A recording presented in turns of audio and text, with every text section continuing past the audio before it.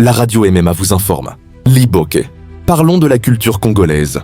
Le plat emblématique Libok va bientôt figurer dans le Larousse 2026, une décision qui suscite des réactions partagées. L'Académie française a annoncé l'ajout du terme Libok dans sa prochaine édition, une nouvelle qui réjouit certains, mais laisse d'autres, notamment les locuteurs lingala de Kinshasa, sur leur garde. Pour eux, ce plat à base de poisson ou de viande est une source de fierté. Cependant, des intellectuels et des universitaires congolais remettent en question cette décision qu'ils perçoivent comme un acte isolé de l'Académie française.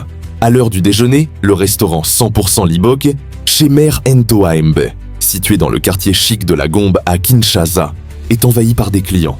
Comme dans de nombreux établissements de la ville, ils viennent déguster le Libok, un plat de poisson fraîchement pêché dans le fleuve Congo, assaisonné et enveloppé dans des feuilles de bananier.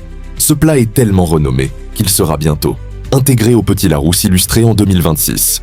Toloba Tolobate, Mbokelengi. La radio MMA chez vous. Restez branchés.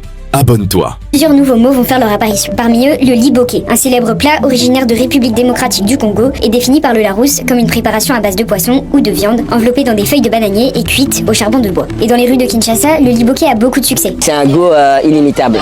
Il faut goûter pour savoir. Et en plus, je sais pas si vous voyez, il y a de la soupe et cette soupe fait beaucoup de choses dans le corps.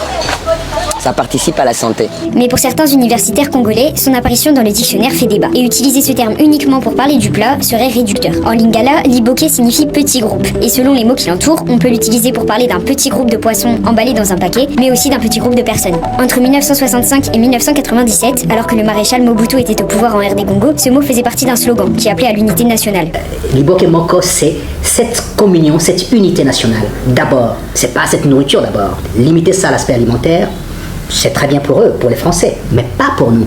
Pas pour nous. Alors, pour les intellectuels et universitaires qui partagent cet avis, la démarche devrait dans un premier temps être menée en accord avec les académies du Congo-Kinshasa et du Congo-Brazzaville, d'où est originaire ce mot.